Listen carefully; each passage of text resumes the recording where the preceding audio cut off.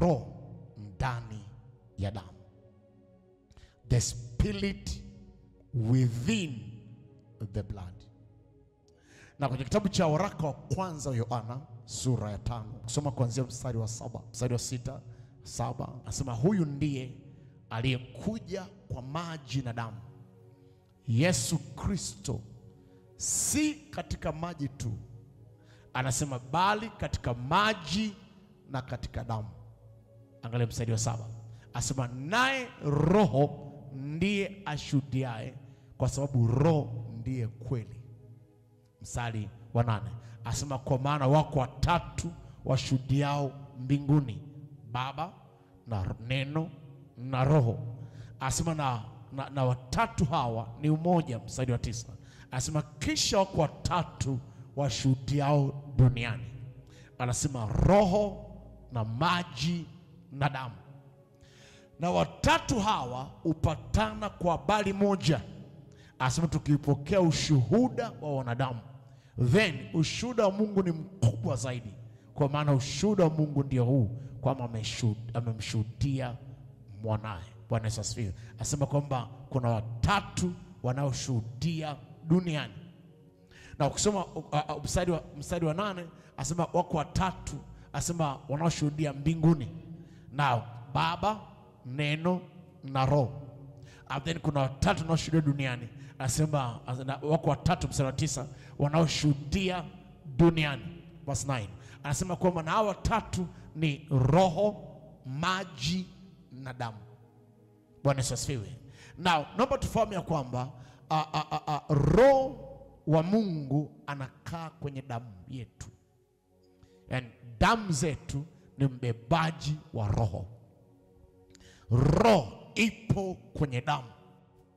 Kwenye kitabu cha Mambo ya Walawi 17 mstari wa 11, Walawi 17 mstari wa 11, anasema kwamba kwa kuwa uhai wa mwili upo katika damu, the life of the flesh is in the blood. Uhai wa mwili upo katika damu. Na Mungu alipokuwa anamuumba mwanadamu, alimuumba kwa mavumbi ya nchi, mavumbi ya ardhi. Na maandiko yanatuambia Mungu akampulizia mwanadamu pumzi ya uhai, alafu mwanadamu akawa hai. Mwanadamu akawa nafsi iliyo hai. Mwanzo sura ya 2 na ule mstari wa 7, asema Mungu akamuumba mwanadamu, asema Bwana akamfanya mtu kwa mavumbi ya ardhi, akampulizia puani, akampulizia pumzi ya uhai, na mtu akawa nafsi hai. Akawa nafsi hai, na uhai wa mtu upo kwenye damu. Maana ni kwamba Mungu alipulizia uhai wake kwenye damu, na damu ya mtu ikawa ndio career of the life of a man. Damu ya mtu ndio mbebaji wa uhai wa mtu. Na ndio maana damu, utasikia watu wanasema kwamba amekufa kwa kuvuja damu nyingi. So damu inapokuwa inavuja, uhai unavuja. Damu inapokuwa inaisha, uhai unaisha. Damu ya mtu ndio uhai wa mtu. Mwanadamu amebebwa kwenye damu. Damu yake ndio uhai wake. Damu yake ndio uzima wake. So mahali ambapo hapana damu, hapana uhai. Ndio maana Yesu anasema, asema na uzima nitakaowapatia ninyi ni damu yangu. The life of things is in the blood. Damu ndiyo inayoleta uhai. Na nilisema kwenye ibada ya kwanza kwamba biashara inaweza kawa ni ile ile, lakini uhai wa biashara unategemea na mtu anayefanya hiyo biashara. Na mtu ni damu, the blood. Ndio maana frame inaweza kawa isibadilike, bidhaa zisibadilike, lakini kitakachokuwa kimebadilika ni nini? Ni mtu anayefanya kazi. Na mtu akibadilishwa, biashara inabadilika. Mtu akibadilishwa kwenye ofisi, the atmosphere of the office changes. Why? A certain man who has the blood has changed. Na kinachoamua what happens around you is the kind of the blood you have. Utapendwa au utachukiwa kulingana na damu yako. Damu yako ndio uhai wako. Na napozungumzia uhai kwenye kitabu cha Walawi sura 17:11 ina Kiebrania uhai manake ni nefesh. Nefesh manake ni maisha, life. So anaposema kwamba uhai wa mtu upo katika mwili, manake kwamba maisha ya mtu yanaamliwa kwenye damu. Uhai wa mtu upo kwenye damu, manake maisha ya mtu yanategemea damu yake. Maisha atakayoyaishi, mazingira atakayokuwa nayo, biashara atakayoifanya inaamliwa na damu yake, kwa sababu damu ndio inayotoa uhai. Damu ndio inaleta uzima. Na ndio maana uhai wa biashara unategemea damu. Uhai wa ndoa unategemea damu. Ushindi kwenye mapambano unategemea damu. So damu inapohusishwa, uhai umeletwa. Na ndio maana anywhere you apply the blood, you have applied life. Mahali popote unapoita damu, unapotumia damu, unachokifanya umeita uhai. Umeita a certain kind of life. Umeita aina fulani ya maisha. Umetumia aina fulani ya maisha. Na ndio maana unapotumia damu lazima ushinde. Why? Mwenye damu alishinda. Maandiko yanatuambia kwenye kitabu cha Ufunuo 12:11, nao walimshinda kwa damu ya mwana kondoo na kwa neno la ushuhuda wao. Why? Inside the blood there's victory. Mashetabaya. Ndani ya damu kuna ushindi, na ndani ya damu kuna kushindwa. Na ndio maana utakuta mtu ameshindwa si kwa sababu ya mtihani mgumu, but because of what he carries, kwa sababu ya kile anachokibeba. The blood is the carrier of a certain life you have. Na ndio maana mahali damu inapohusishwa, ushindi ni wa hakika. Sikiliza my friend, when a man dies, the blood is applied. Damu yake inatumika. Kwenye kufa kwa mwanadamu kuna mahusiano makubwa ya damu. Damu bado ina uhai ndani, huyo mtu atakufa. Damu ikisha kuwa manipulated, damu. Na fahamu mtu mmoja alienda kufanya vipimo. Rafiki yangu mmoja yuko Senegal, I think yes. Yuko Senegal, alienda mke yake na kupima, just kucheki afya. Wakati wanacheki afya walimtoa damu. Kuna kitu walimuinject. That is how the woman died. Alienda kucheki damu, alienda kucheki afya. Wazima kabisa. Walikuwa na taratibu na kucheki afya.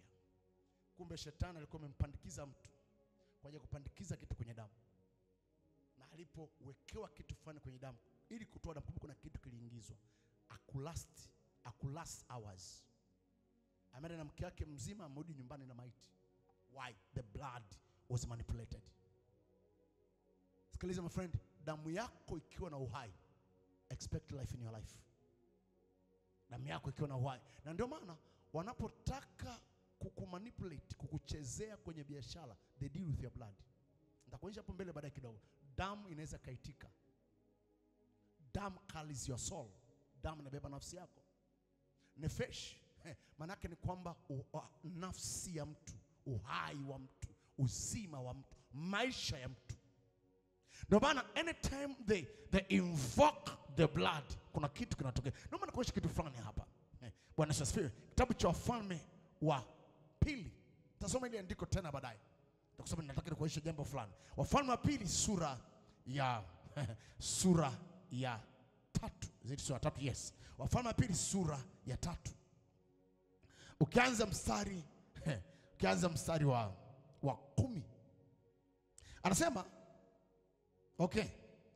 Na tuanze mstari wa 4. Anasema basi Mesha mfalme wa Moabu alikuwa mfuga kondoo, naye alikuwa akimlipa mfalme wa Israeli sufu ya wanakondoo 1,100 na ya kondoo wa ume 1,100. Lakini ikawa Ahabu alipokufa, mfalme wa Moabu akamwasi mfalme wa Israeli akatoka wakati ule ule mfalme Yoram katika Samaria, akawahesabu Israeli wote, akatoka akaenda akatuma kwa Yehoshafati mfalme wa Yuda, akasema, mfalme wa Moabu ameniasi.